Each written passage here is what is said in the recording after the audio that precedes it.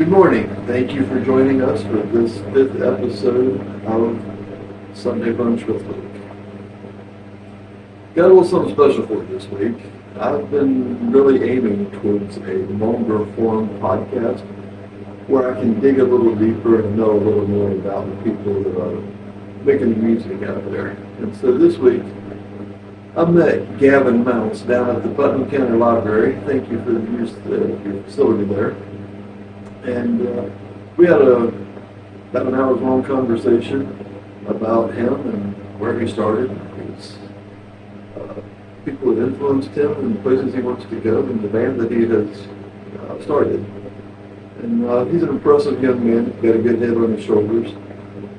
He played me some banjo music on the initial part of the video there, and it was very good. I enjoyed it. I enjoyed the songs that he wrote there that he sang about. But then he asked me to attend his show at the Empty Glass on Friday night, which I did, and wow, the boy could shred a guitar. I mean, it wasn't really what I expected. The night turned into an amazing event. I just can't say enough about all the musicians I met that night. I wound up at a friend's house for an after party, and just the hospitality there, and there were so many musicians coming in and out of there that night. Wow, just I can't say enough about what a phenomenal opportunity that was. Speaking of phenomenal, I met a gentleman there that night named Stephen with a PH, and every time somebody asks him how he is, he says he's phenomenal. He says because Stephen has a PH in it, phenomenal starts with a PH, and he is phenomenal. He had such a great attitude and a great spirit about him. I really enjoyed meeting all the people there. My gosh, and somewhere on this video you're going to hear me talk about not liking EDM music. Well, I met a guy that sings some EDM music, and I'm telling you, wow. I got to stop talking about what I do and don't like, because I find out that there's always a little bit that I like of just about everything. So far, I don't know if I've found anybody that I don't like something they do.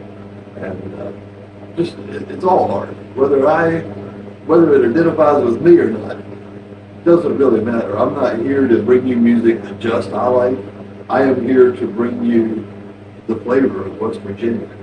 And so that everybody out there that sees these videos can understand that if you like a certain type of music, it's pretty much available here. Right now, Fayetteville's kind of closed down. I'm having a little bit of a hard time getting into Fayetteville to do any videos. The music scene for the winter there is kind of just not a whole lot happening. But I've been going to Charleston on the weekends, and wow, there's so much happening out there. There's a band coming up here in a couple of weeks that you'll hear Gavin talk about here called the Mountain Boys. I've listened to a little bit of their stuff, and they're very impressive. I really hope I get to go meet them and do some recording with them. Also met the other night, wow, Jason Lee wound up opening up for Gavin Mounts and the Treefolk. What a pleasure that was. I mean, say, I've spoken to him, and we're going to get together and record something pretty quick. I'm really impressed. I want to say thank you to the artist and music community for allowing me to do this. Nobody had to say yes. It was a dream, and wow, it's been incredible. Not making any money, obviously. And while I'm here, I'm going to go ahead and tell you that in the mention of money, I'm going to throw a little link somewhere that I've got a couple friends that have offered to help support the podcast, and I don't want to ask for money. God knows that money means so little to me. The only thing money means is the freedom and the opportunity to do more. I don't want anybody's money, honestly. I have to have some to continue this, but it'll continue one way or the other. If I have to make them in my yard, one way or another, I'll continue to make these videos. But don't send me money if it costs you anything. If it's hard on you in any way, I don't want that. This is fun. I would do this for free forever. It's not logical to do that. And eventually there will be enough clicks on the YouTube channel to pay for these, and I won't accept donations from anybody else. I don't want to do this crazy advertising and stuff, but it's not realistic to try to fund all of this by myself.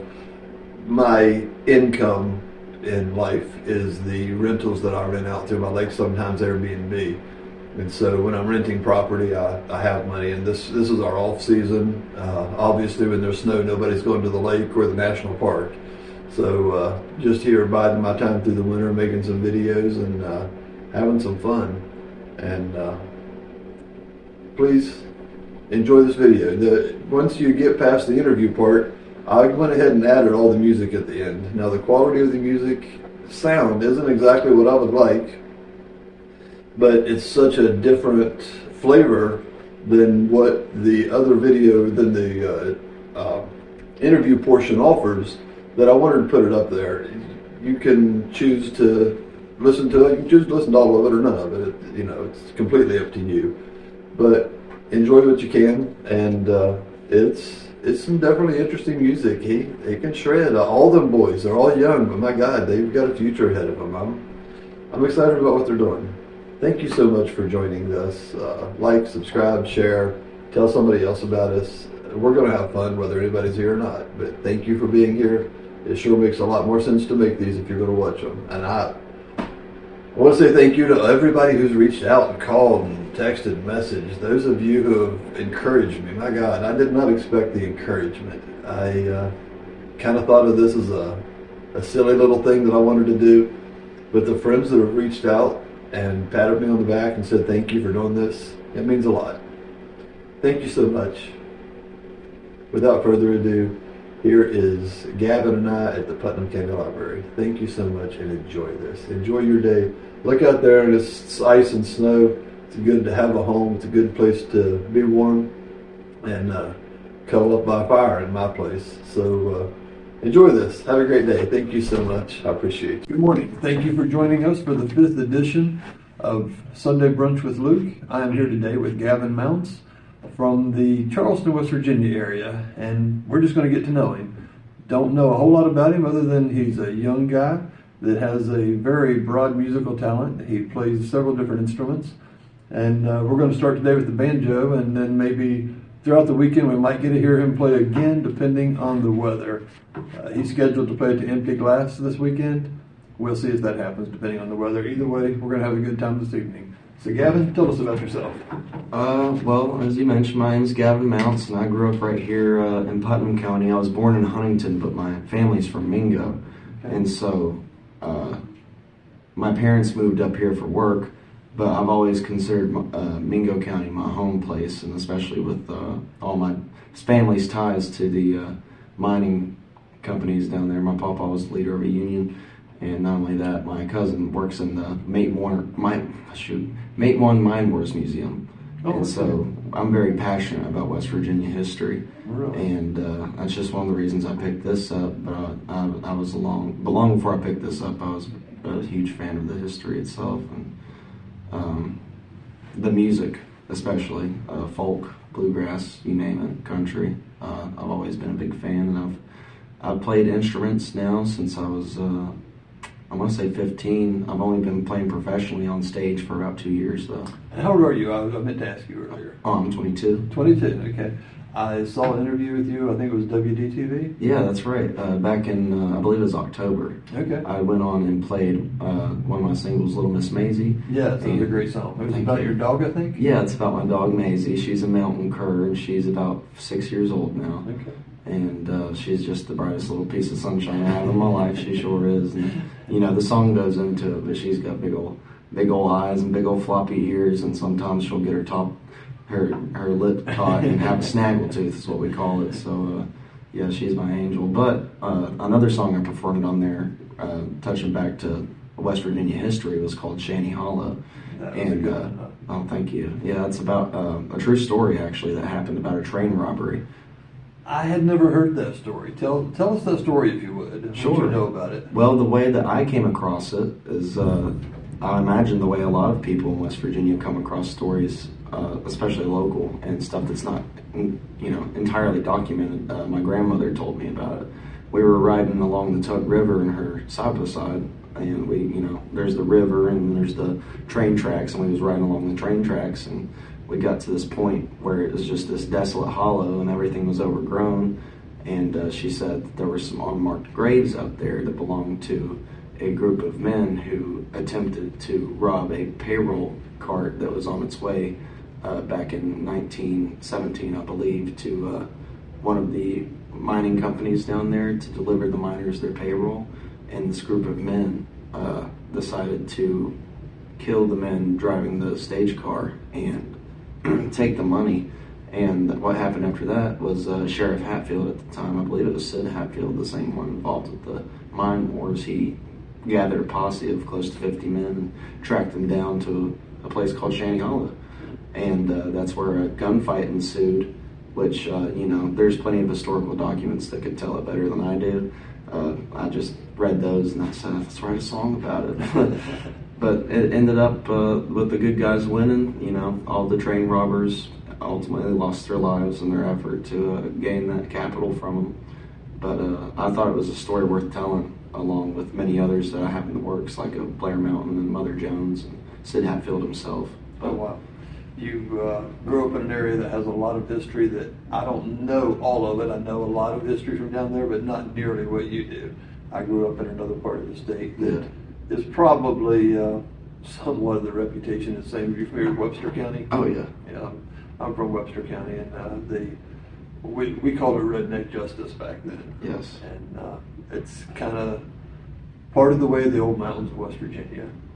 Not saying it's necessarily the best way to live, but that's just part of our history. And there's a certain pride that comes with that. Absolutely. Like there's a certain pride that comes with doing the right, standing up for justice and doing the right thing. Especially when you know it's the right thing. I mean, the word redneck itself, I know it has a different connotation. Absolutely. It does in other places. Here we think of it a little differently. Yeah, I think the way it originated, at least here, from what I know and at least what I've heard, is that, especially during the mine wars, is that when they were fighting the National Guard and fighting the Army and the Pinkertons and the private militia that the coal companies had, they would mark who was on the miners' side by wearing red bandanas around their neck, hence the name rednecks. Absolutely. Yeah, that's the story I've heard. Yeah. And so I believe that, when we get away from here and people hear the term redneck, they think of racism and things of that nature, but they usually not think the case. of like a bigoted hick type. Right. Uneducated. Yeah, definitely uneducated. Yeah, but that's not the true meaning of redneck. Or and in these parts we don't see it like that. Yeah, I definitely don't think it should be connotated like that. No, I think of it more along the line of a hillbilly. We're just kind of people from the hills that have a different style of life, and we value a lot of things differently than absolutely the rest of the country, for sure. Absolutely. But I'm proud to be part of West Virginia. Oh, me too. And it has so much potential. It has a lot of history too. I go back to, have you ever heard of Richwood, West Virginia? You've been there? I haven't been there, but I've heard of it. Back in like the 50s, early 60s, there was a plant there, a clothespin plant. As you can imagine, it's a technology that's no longer used of any kind. But that plant attracted so many workers that there was 10,000 people living there back in those days.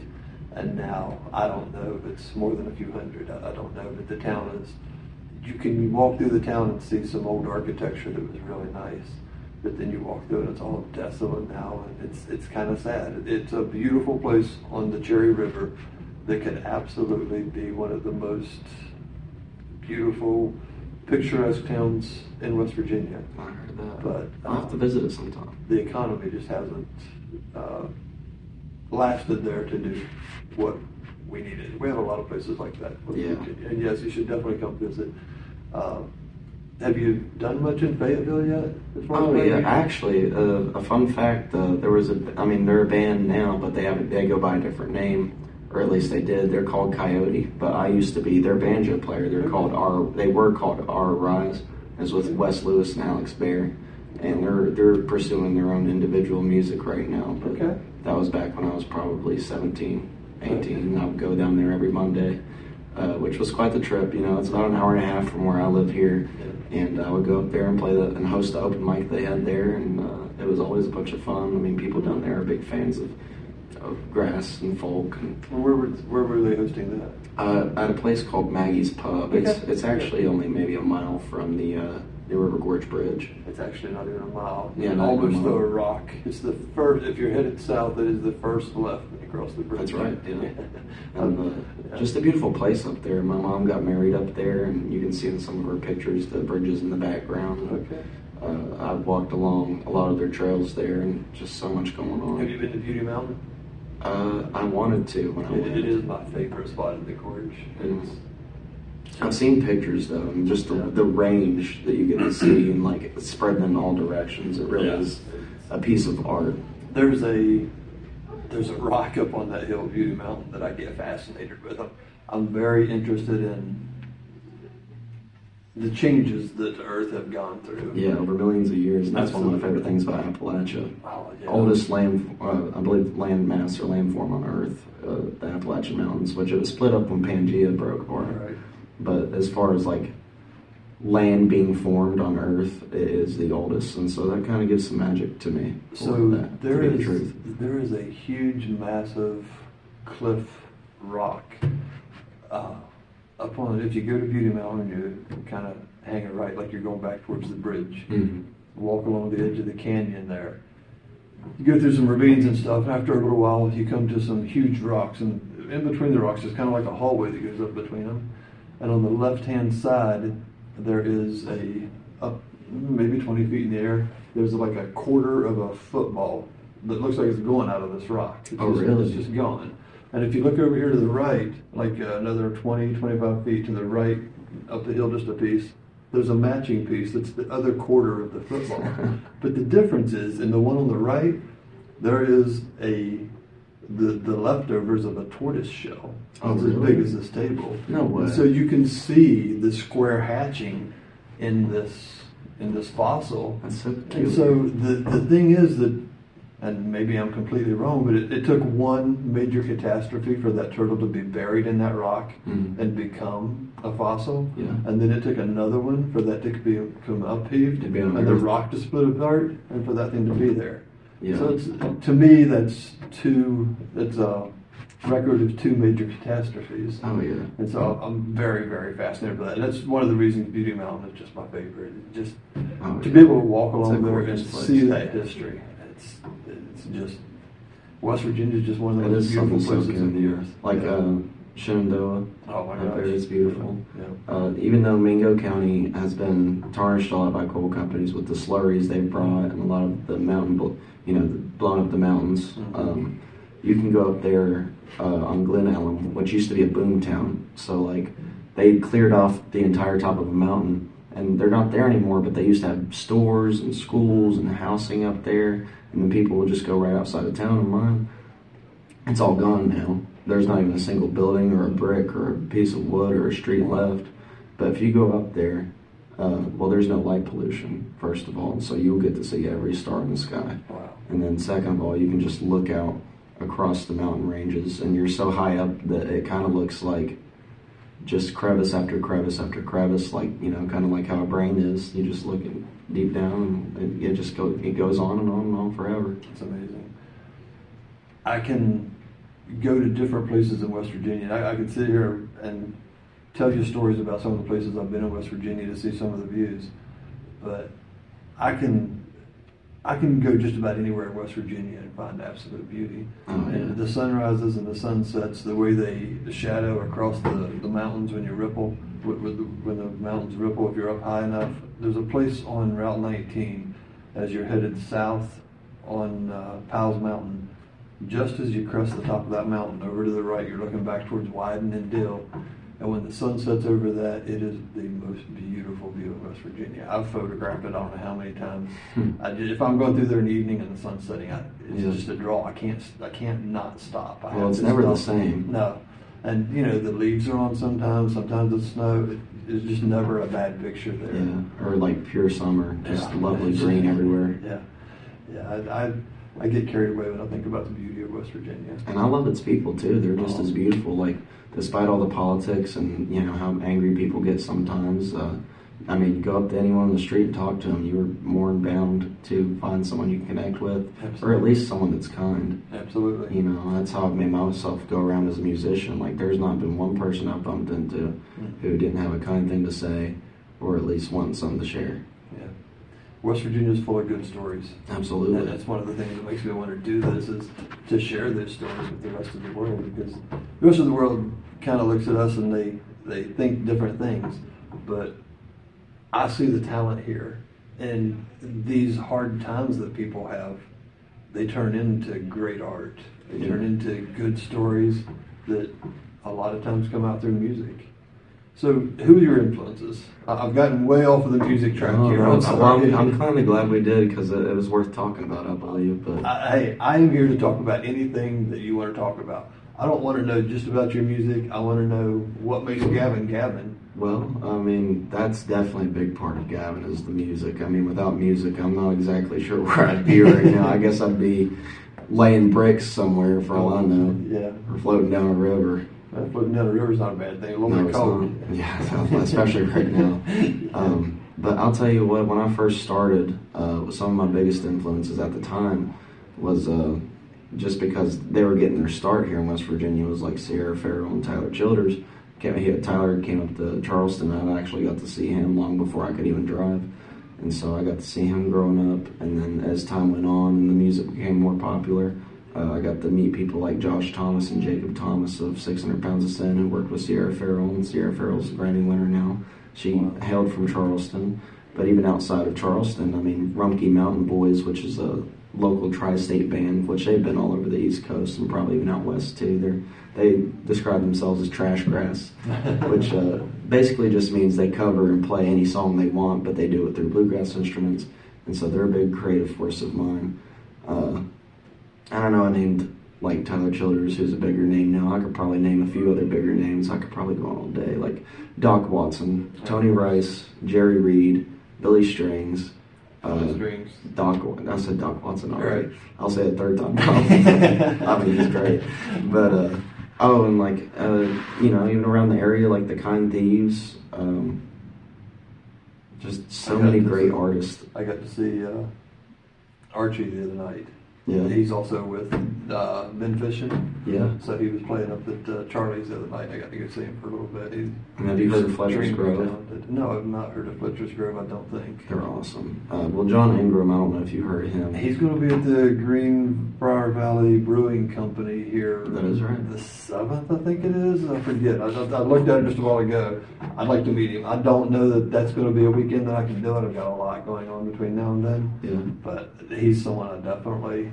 I want to meet everybody. Right. I mean, Oh, there's nobody out there that I don't want to meet. Now, there's some music I may not want to hear. I've been looking around at there's some EDM in West Virginia that I don't think I can identify with that.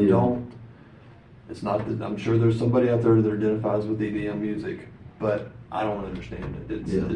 It's not something And that's understandable. We all have our tastes and all that. That was a little far out for me. I remember, back when I was younger, I didn't like a whole lot of stuff. As I've gotten older, even the stuff I didn't like, I've learned to appreciate for what it is.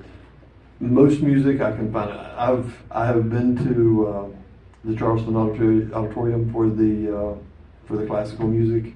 There's not much that I don't rap. Just about anything I like.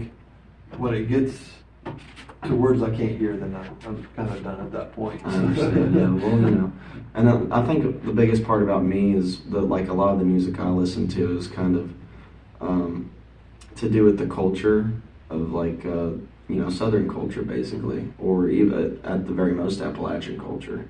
And so, like, you'll always find me listening to folk or bluegrass before you'll find me listening to Jason Derulo or pop or anything like that, or Kanye West, I know who Kanye West, but I couldn't tell you one song. I just feel a much stronger connection to that earthy sound. I do too. And, the grassroots of the mountains is just different. Patty Loveless, you ever heard of her? Of course. She's great. I mean, definitely one of my bigger influences. But yeah, I'd say that I could probably go on, but we'd sit here for a while talking about people who's influenced me. The way I got started in music's kind of goofy too. Of course, the only reason I ever seen Tyler when I was younger is my mom would bring me out. Her name's Christy, and she's always been a big fan. She's been a part of the music scene here in West Virginia for well over a decade now, and she's been back through Fayetteville and through Charleston, Huntington. Does she play music or sing? Or? No, she does not. Well, she does sing, but mostly in the shower. And especially my dad. He definitely sings in the shower. I can hear him through every wall in the house. I hear you. But actually, I'm one of the only people in my family that play music. Really? Mm-hmm. And it kind of came out of nowhere. And that's how I see it personally, let alone everybody else. Because the only reason I ever picked up a banjo, which was my first instrument, my dad and I went to I think it was like a haunted house, but it was bigger than a haunted house. It was like this big conglomerate, like you could just go to 7 different sections. I think it's called Scarefest or something. But we went there, and there was a guy dressed up as a zombie playing the banjo in a farmer's outfit, and he's like, man, that's so cool, I gotta go get one and learn to play it. And then he bought one. It was just a cheap starter one, probably a first act, I believe, and he did the same riff over again. It was that's all he did for a week, and he said, I don't want to do this anymore. and he shoved it under his bed, never to be touched or seen again. And I remember one night I got tired of looking at my phone. I got tired of, browsing social media. I got tired of playing video games. I was really young. I was 14. And I thought, well, I'm bored of everything else. I might as well try and learn something. And I picked up the banjo he had and the little beginner's book that came with it. And after that, I just developed a very strong love for the craft and the meaning behind it all. What you can do with it, especially storytelling wise. Johnny Cash, I didn't mention him a minute ago, but he was one of my biggest inspirations starting out for storytelling. And he was awfully good at it. Absolutely. Had a particular way about him. He really did. And Willie Nelson, all the Highwaymen. Yeah. Willie, my God. Do you know Willie's story starting out? Not starting out. I knew everything after maybe his 20s or 30s. Yeah, he was rejected by the country music scene in the beginning. Oh, really? Oh, yeah, he was a reject. Which I remember when he was playing in the suit. That's when, and he didn't like it. Yeah. If you go back and watch the documentaries on him, he did not like playing in the suit. Really? And he did not do well chart-wise until he quit. He decided at some point that he wasn't going to do it their way. He was going to do it his way. And I don't want to tell the story. Somebody else can go watch that. It is crazy. Like his first album, And Then I Wrote, or maybe not his first, but one of his first, it's called And Then I Wrote, has some of the best songs I've heard from a country artist at the time. So it's crazy that he wasn't well received back then. Oh no, he was a reject, just like that's insane. But that's how times change. People change, and I'm hoping the same thing happens for me in a way to where I find my place and everything, and I just get comfortable and I'm happy, and everyone wants to hear it as well. You're on your way. I hope so. You have a great sound, and I have listened to quite a few videos of yours and interviews and different things that I could get a hold of on you. And as long as you don't quit, you're gonna make it. No, I think so. I'm not even worried about getting big. I just want to I want to help people enjoy the sound like I have. And feel inspired and motivated. Play something that you wrote. A nice little slow folk music tone or something. Of course. Play something you like. So just going back to like how I first started and everything, this is one of the very first few songs that I wrote, and this was actually the very first song I played with the banjo at the Empty Glass open mic, which I now host. And so it's been a long journey. It's all kind of came back full circle in a way.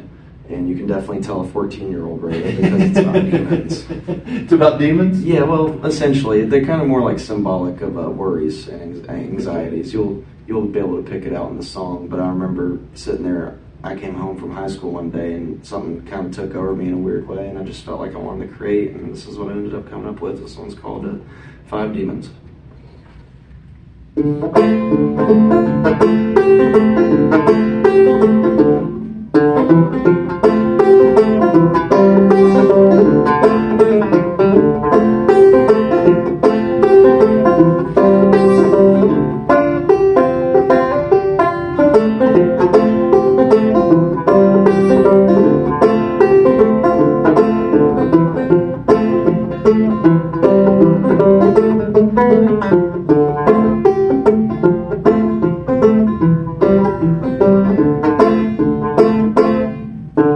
Just trying to live a good life around here. My dreams are far, my sight ain't really clear. Sitting at home trying to chase my thoughts, unaware of the demons that's brought. First demon's playing checkers with the other. Third demon's trying to drag me down under. Fourth demon's drinking blood from the sink. Fifth demon is watching me think.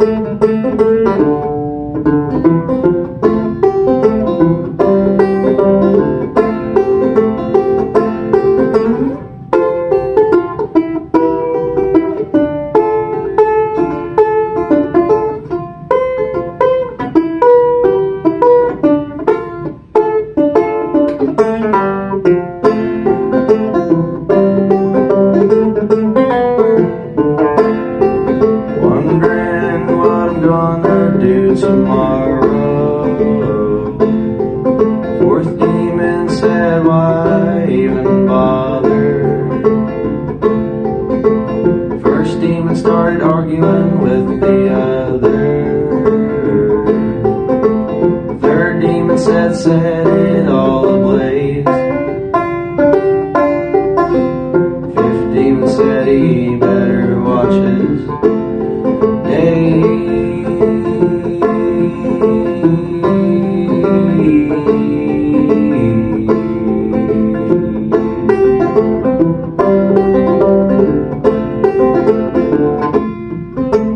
might as well make it home before the night. My five demons are in a hurry, and neither am I. Neither am I.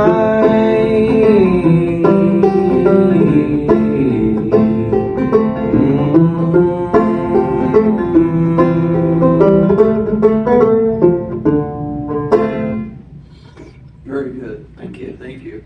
I probably a silly question, but I noticed as you're going through the song, you talk about the first demon and the other, and you name the second one and the third one and the fifth one. You never say the second demon. Yeah, I've actually brought that up before. Oh, have you? Okay. And it's funny that gets brought up. You know, and it was for a lot of different reasons. Maybe I didn't, you know, and you can interpret that however you want. It's either that, you know, maybe not so much light is shown on this demon, maybe you don't even want to think about it because one's fighting with the other, and then you know, sometimes they're either fighting or they're working together or like competing with each other. That's kind of like how your thoughts do, or your worries, things that trouble you, and sometimes you don't even want to mention them.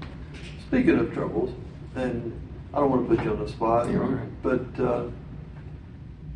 I always kind of wonder, what's the biggest obstacle that you've had to overcome in your life to be in the place that you're in?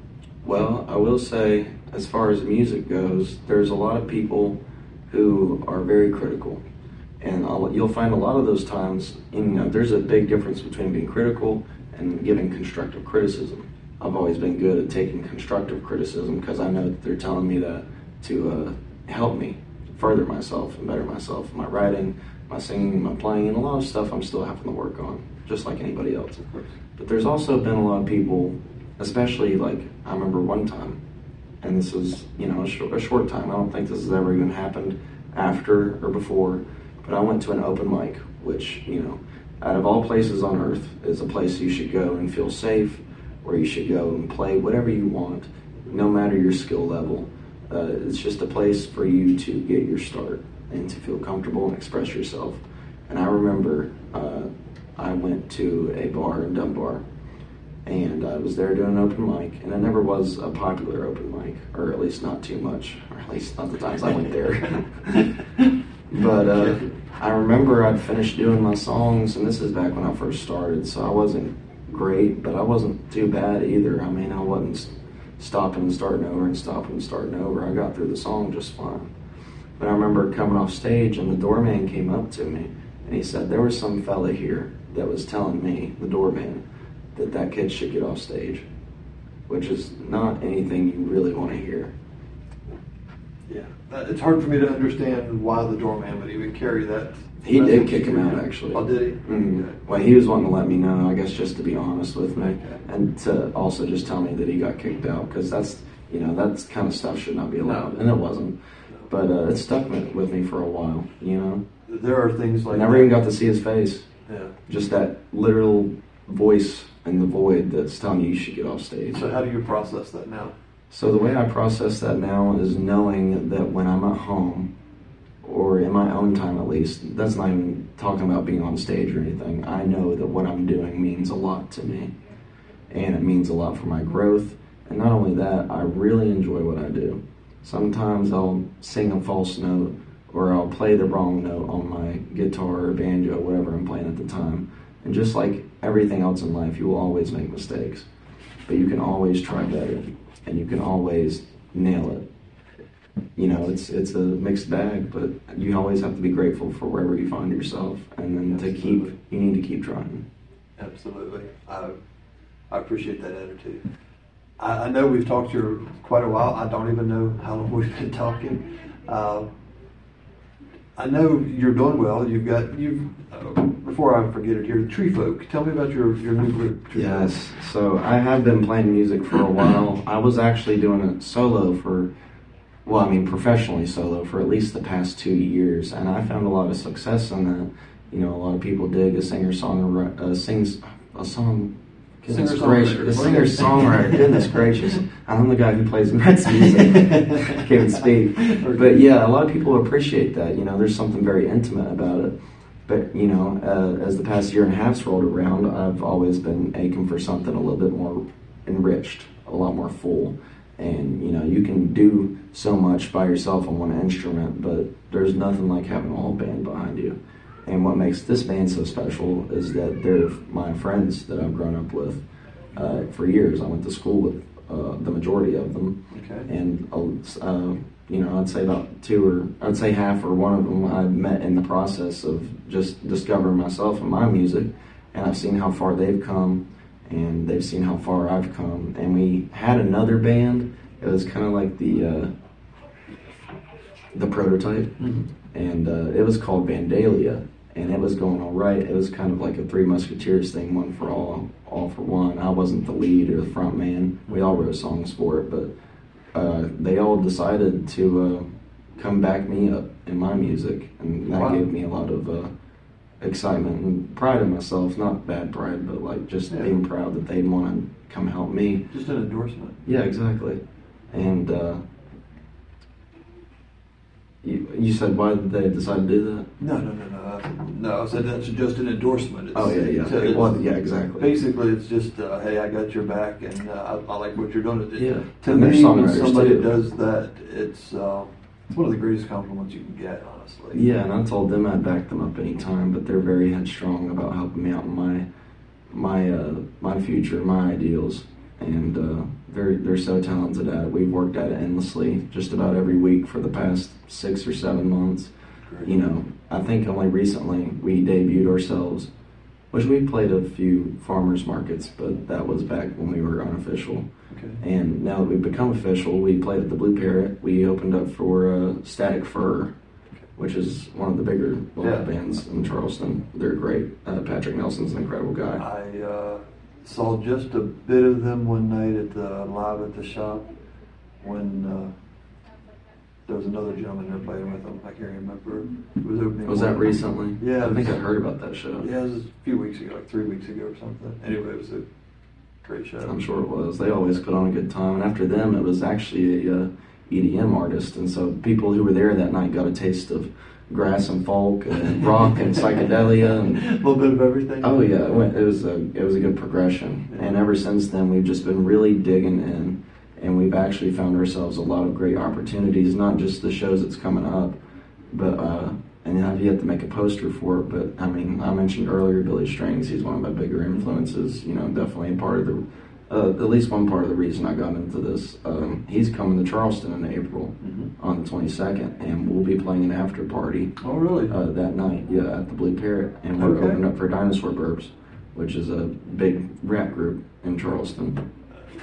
there's so many people I want to meet, and I'm going to have to depend on the artists like you and other Yeah. people to help me introduce these people and find them. It's a huge network. Yeah, and I'm finding that once you get in, people just start introducing you to people. Oh yeah, It's- I mean it's you're great. forever getting passed around, and people are sharing each other with other people, and it's really a big special thing, you know.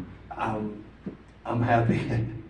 I didn't expect to get the welcome that I've gotten. I don't really play music. I mean, I grew up playing music, different things, but as far as being any kind of a professional musician, I was never any quality to be part of a group. I played drums in church for 20 years probably. Yeah. But that's a whole different kind of music. Church music, drumming is a lot different Yeah. than, you know. And it's not like you're putting your name up in the lights when you're Yeah. drumming in the Oh, back of a yeah, church. Absolutely. So, And yeah, it's definitely a lot of a different feel. And that's something I've found is like I've played in churches too. That's not exactly how I started out, but I've done everything between. I've played at bars, I've played behind folks at churches and sang gospel. And really, I think it's all beautiful and it's all welcome to me. yeah. And either way, you'll find people who are happy to meet you and shake your hand and get to know you and just wanting to see you improve. I want to ask you about somebody, just curiosity. Marcus King, do you know who he is? I do. What do you think of Marcus? He's incredible. I mean, his voice alone is beautiful. I had the opportunity. I used to have some property in Greenville, South Carolina. Yeah. That's where he's from. And at the time that he was just cutting his teeth, Mhm. I was living in Greenville. That's I just awesome. didn't hear about him. Oh, really? And so I'm so aggravated that I could have met him at that time.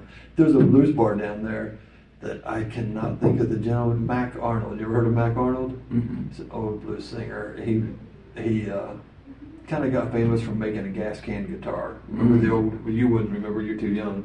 But it's a square rectangular shaped steel metal can. Yeah. Gasoline on the side of it. He shoved a stick down in it, put a string on it, and turned it into a guitar. That's And pretty cool. That makes me think of the cigar box guitars. Yeah. So that was it was Mac Arnold Plateful of Blues down there, and I'm sure that Marcus played there at some point, and I just yeah. missed him. I was Especially if that's where he's from. I mean, Yeah, I'm from around here, and I've cut my teeth just about everywhere I can get. Greenville has a good music scene, but you know what I'm finding is that West Virginia music scene is so much better than people realize it is. Oh, yeah. We have, I mean, I was talking to Mark that owns the Empty Glass. He has music 7 days a week. Mhm. Where else can you go and do that? Hardly anywhere. I mean, and to be honest, like where I'm from in Herc, and a lot of people don't stretch out enough for it. Like there's plenty of restaurants or businesses that could Yep. host music, but I think they're maybe even nervous about it. Maybe think that it would be a shot in the dark. One of the things that I see, or it's my observation, I don't know if it's accurate or not, but it seems like anytime you have water or music, you have people. Mhm. So if you put a river out back and put some music out there, people are just going to come. Oh yeah. So I love, I love the music, and I love the way people get together around music. I grew up with my dad and uncles and cousins and everybody sitting playing music. I mean, it was just like eating. Yeah. I mean, you didn't go a day without music, just like you wouldn't go a day without eating. Yeah. I can't imagine the people around us that just don't hear music or don't Yeah, and play that it. kind of thing breaks my heart. But you know what? Like, there's been times where, and I'm sure you agree, where you've probably felt very alone. And you haven't had no one or nothing around to support you or there to comfort you. But then you go and listen to a song, and it changes everything. I have certain songs that go there, and it's a song for different song for different days. Oh, yeah, of You know, course. it's always different, but I could sit here and name some, but it used to be. I did a lot of driving back 15, 20 years ago. I was driving constantly. I worked all over West Virginia in the mortgage business, and so I was in the car every day. Traffic would really get on my nerves, and I'd get a little cranky about it. And so I got to listening to Norah Jones. Mhm. I had her CD in my CD player. When traffic would get bad and I'd get ready to hurt somebody, I'd just hit play. Yeah. Norah always calmed me down. Oh, yeah. So we got different people for different situations in our life. Oh, yeah, but it always affects us the same way. Yeah, there's a calming effect to music. There's a centering effect, I think, probably, because it's not always calm that I'm looking for. It's like an alignment, you know? Yeah, that's a good word for it. Centering, alignment, it just brings you back to focus where you want to be. Yeah.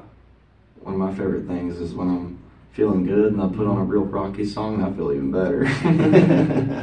So my latest favorite song that kind of gets me in that mood when I'm feeling good and I want to feel better is by, do you know who Ernest is? Ernest. Just Ernest. Just Ernest and Ernest and Snoop Dogg. They do a new song. It's only been out for a couple of months now called "Getting Going." Oh, okay. Oh my gosh, you got to go hear it. I'll have to check it out. For a minute, I thought you were talking about Ernest E. Bass. Jam it out in your Jeep on the way back. Oh, I definitely will. It's one of those songs that you just can't help but dance. Ernest and Snoop Dogg, you said. Ernest and Snoop Dogg, Getting Going. Getting Going. Yeah. Okay. It's a good song. All right. So I'm not going to keep you too much longer, but tell me, I know you got some shows coming up. Tell me about a few shows you got coming up, and then tell me what your goals are. I kind of know, but tell me what you see for yourself. Sure. Well, I'll keep the show list pretty tight because your buddy Willie Ward. Did you see him? He went on about the show list. Oh yeah. When I told him to tell you about the show, Willie had to give me 10 shows all the way up through April. Yeah, that's got to be overwhelming. But, it was hilarious. They're very talented. And, they're busy. They're doing great. They're very professional, which I can't say too much about myself. You're doing great. Yeah, I mean, we're definitely cutting our teeth out there. We're getting our start right now. But the closest one we have is this Friday at the Empty Glass. We'll be playing and opening for Cheap Mountain Riders and getting them. And that's a huge honor because I remember seeing them when they first came to the Glass and I was just blown away. And so the fact that they wanted me and my band to come open for them makes me very happy. I meant to ask you where the name Treefolk come from. No, I just made it up. Well, I mean, it did have some meaning behind it. You know, when you say the Treefolk, it brings a lot of things to mind. Definitely, for me, it's kind of like this cryptic image, kind of ominous. Maybe it feels like home. Maybe it feels like something you're scared of. Maybe, I'd like to think of it as a mystery. Okay. Just kind of like how I made it up. I like that. I think it has a ring to it as well. It definitely does. I knew there had to be something to it, just kind of wondered what it was. I could go different directions with what it meant. If you want to take it literally, they're literal tree people, like man of wood. I thought, they could be back in the 60s and 70s. There were cartoons that had trees that were people, and the trees would start moving, arms and stuff. Or like, in Wizard of Oz, they throw apples at you. And I thought it was either that or could it be tree huggers? Which is a good thing too. That too. It could be interpreted a lot of different ways. We used to, back in my generation, we thought of tree huggers as a bad thing. But when I see, as I'm driving down here today, I saw a whole mountain that had been clear cut. And I'm like, that's going to be some flooding right there. Mm-hmm. That's going to be a problem. So yeah, I wish I could have hugged them instead of the mountain. I'd like to tell those people, man, you're creating a bad place for yourself. But the whole barn is right in the valley. And I live in a valley where they clear cut above me, and that was about 2012 when they clear cut. In 2016, we had that nasty flood, and I lost almost everything I had at that time. So when I see people clear cut mountains, it kind of upsets me a little bit. Yeah, they're doing logging right next to my mom's trailer right now. And I already know it's going to wash the mountain down, and we're going to get. We already have creeks around our house, so the flooding is just going to get worse. The erosion after clear cutting is not pretty. I don't mean to get political. It's not about politics. It's just about the earth. And, this ain't about red or white, black or white. It's just seeing what happens when you take away part of the earth. Absolutely. Well, Gavin, I have chewed your ears. Is there anything else you want people to know about you? Yeah. Well, I was going to say that at the end of the month, on the 31st, we'll be playing again at the Blue Parrot, opening up for Roy Bush, the Prenups, Message Vessel.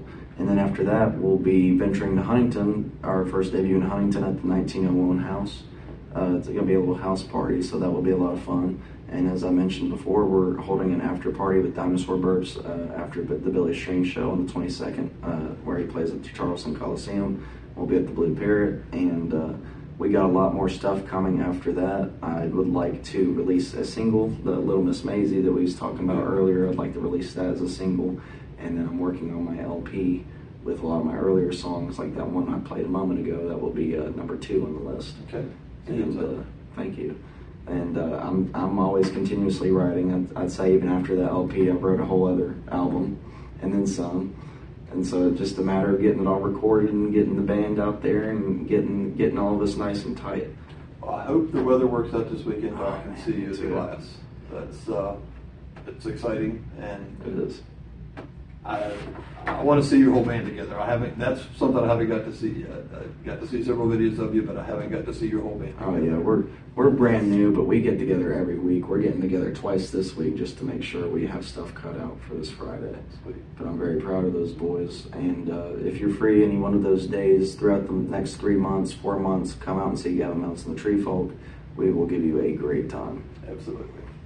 Thank you so much, Gavin. Thank you. I appreciate the hell out of you. I really Thank appreciate you coming up here, Lou. This has been fun. It has. We've worked all the way around the pond, I think, and talked about everything but music, including music. So, I appreciate it. You definitely couldn't have one without the other. Absolutely not. Tell me about Maisie real quick. What kind of dog is Maisie? She's a mountain cur. Mountain cur, Which is a purebred, or? Yeah, I believe so. Okay. Which when I got her, it was a weird circumstance. She was dropped off on my uncle's porch, and so her whereabouts I don't know much of, Okay. or like where her origin anyway. But Oh, was she a pup, or? yeah, she was maybe I want to say 2 or 3 months old. It was kind of hard to tell at the time, but she was able to walk around and get around. She wasn't too little, and so I picked her up on Valentine's Day way back in I think it was 2020, like right at the height of COVID. Yeah, I've got a little donation dog as well. Mine's half wiener and half Jack Russell. Mm. But What's his name? his name's Rooster, and Rooster belonged to an old friend of mine, and the Rooster peed in the house, and I guess he took a crap in the house or something. And my buddy picked him up and was yelling at him. And he's just a pup, and the pup's bladder let loose and pissed right in my buddy's mouth. That's some karma, man. Yeah, I kind of think he kind of had that one coming. Well, has Rooster found a better home with you? Well, Rooster loves his little paradise. I've got the funniest thing about Rooster. I've got a wood stove in my house with a piece of aggregate under it or slate or something, and there's this gap about 12 inches maybe. And Rooster sleeps right there. He looks like he's sleeping in a little hot bin. That's precious. Everybody comes to the house. He's going to burn himself. I'm like, oh, that's a big deal. He'll know to get up and walk away. He thinks it feels good. If he didn't like it, he wouldn't be there. But Rooster, he stays in his little toaster warmer there. It's pretty funny. He's blind in one eye and deaf in one ear. So he's kind of like a little bit of a mess. Probably a lot like me. I've been told I'm a bit of a mess. Buddy, me too. And Maisie's even a little bit of a mess, but we're each other's mess. And I've decided to wear it as a badge of honor. yeah, I mean, we're all just trying to get by, even dogs. Cats, goldfish too. One of my friends just rescued a dog she kind of helps animals at the shelter. When the shelter gets overcrowded, she'll go in and get her dog and keep it for a few weeks. And she just rescued a 3-legged dog for a while. And he was just trying to find his place too. He was, and once they do, man, they're right at home. Yeah, and she has too many dogs now to keep this one, but it was really a great little tripod-looking dog. She was having the hardest time getting around. Our floors are hardwood, and so every time the dog would try to walk, its feet just went to splay. She basically had to help the dog learn to walk again on slick floors. So it was a good thing that she did. And I appreciate people who will. I'm not someone who I will help an animal, but I don't want an animal laying on me and stuff. So I'm a little. I guess I understand. A little bit of a germaphobe, maybe, not really, but well, yeah, wants maybe. all that hair. Like Lord knows I have my dog's hair on me. I've got my dog's hair on me too. So when I pet a dog, I can smell it on my hands, and I cannot stand to. Ooh, you stink. Yeah. I stink. Once I touch the dog, I have to go wash my hands. So Yeah. I'm a little bit of a freak like that. No, I mean there's nothing wrong with that. Honestly, it's what you should do, especially if you're going to eat or if you're going to help somebody with something. I can't stand to touch the dog and go to bed or anything. We're getting way off here. No, that's fine. I mean, my dog, we try not to let her up on the couch, but I do not mind her laying in my bed because she loves to sit down there by my feet and protect me.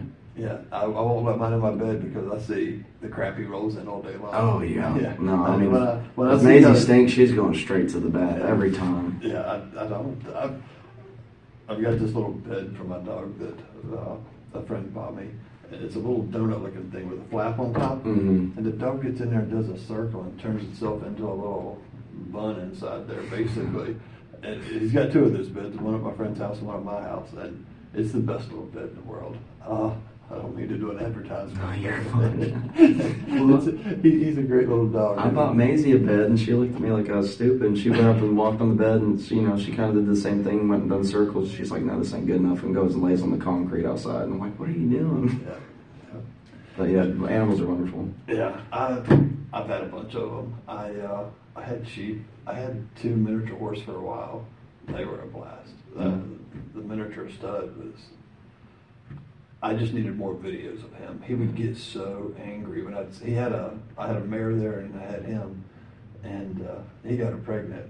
And then when she was pregnant, I put her in the barn and separated him, take him across my creek, and he would stand there across the creek where he could see into the barn. And he would, I mean, it's just, he's only like that tall, but he would rear up on his hind legs and then pound the ground with his front and the veins in his neck. I mean, it was just, it looked like something out of a nature movie or something. Yeah. He was just so angry that I separated him. But, yeah, animals are the best. And they're so full of personality. Yeah, absolutely. Well, Gavin, thank you so much. You're I just welcome. keep yakking No, at you're you. fine. I'll just I was keep actually going to ask, do you mind Sure. if I play you one more? Please, absolutely. Play me. I'll sit here all day long if you'll play music. I will say this is one I kind of wrote in tandem with Five Demons back in the day. Okay. And it's surprising how relevant it stayed and only how more relevant it's become. It's actually a protest song. Okay. And it is political, but it doesn't lean towards any side. It leans toward like caring for humanity as a whole I don't and think not being violent or anything. Yeah, It's not strictly political, but depending on who you ask. Anyway, I wrote about the drug crisis in West Virginia. That shouldn't be political. No, it really shouldn't. Most of these things should not be political. I don't know why we politicize things that are just human Yeah, nature. things that are so simple. It's just humanity. Yeah. We don't have to put a collar on it or anything. Yeah, a color or name. Right, absolutely. Or label. But this one, I'm very proud of this one, and you'll probably hear it again soon on stage. But this one's called Almost Hell. It's a play on words. Almost Heaven. Okay. Almost Hell. I'll go ahead and get it started, and we'll finish out here.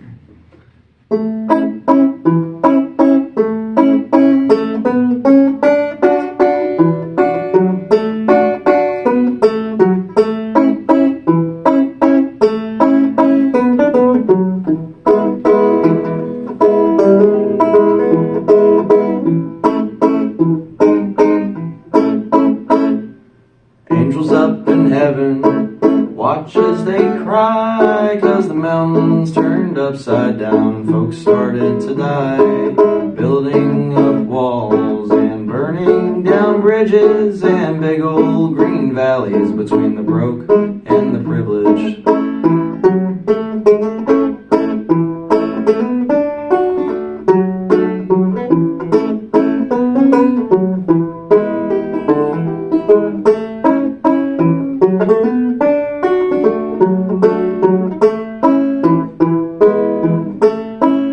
And everything is red and blue.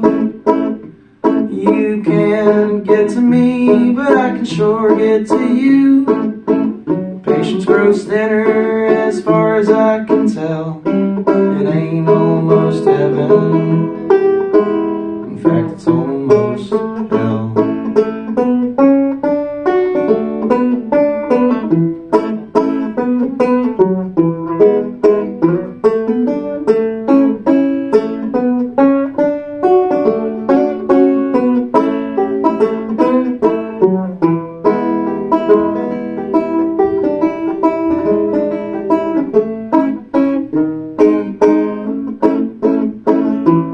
Pills to the teeth and needles to the arm. Ain't another soul trapped and mentally disarmed. Another crying mother. Could the suits do any more harm? I'm so upset I could burn more than a barn.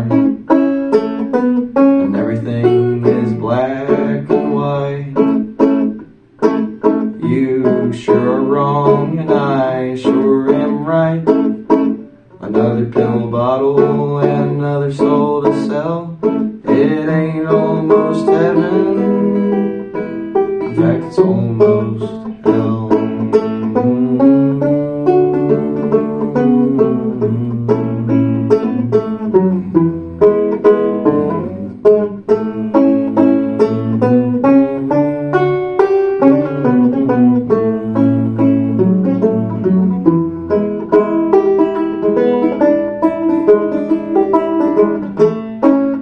I hope things get better, and I hope that it's swell, and maybe almost heaven, not almost hell. Oh, oh, oh,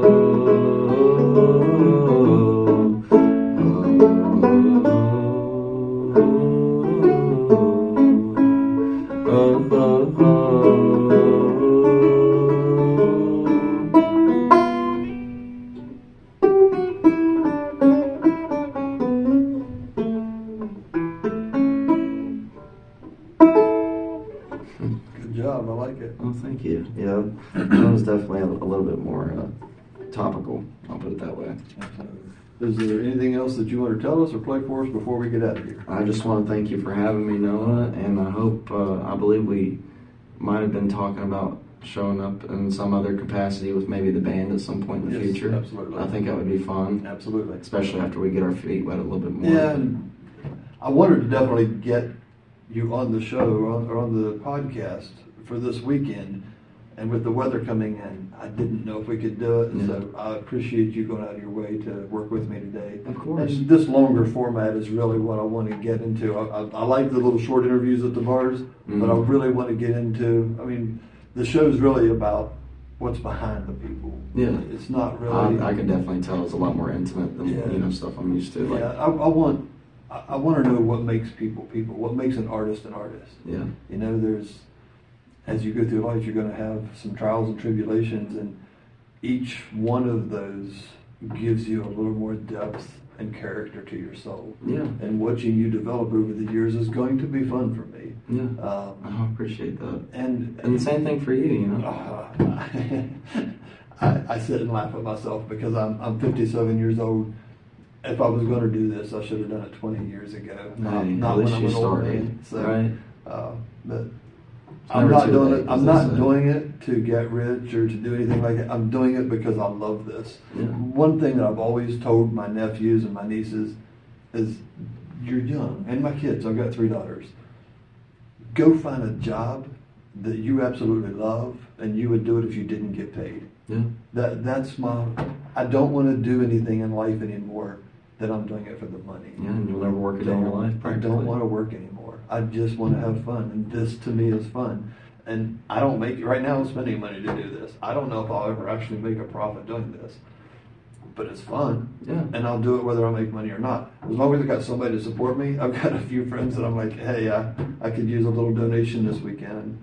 I'm old enough to where I have some friends that's got a little bit of cash, and Yeah. so and you know, That's good to have, but they're into it, and so they're having fun too. I think I could speak for both of us that if we continue to do what we love and we continue to focus on what's important and not the capital or like the materialistic things, then both of us will find exactly what we're looking for. Absolutely. But I really appreciate I've you. got to end this. Would you play us one of your heroes?